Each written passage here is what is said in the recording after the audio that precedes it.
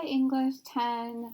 I was just looking through your guys's answers to the two questions on the slide, specifically the one about values. And a lot of you guys, and I probably should have known that you guys would do this, put things or people who you value, which is awesome.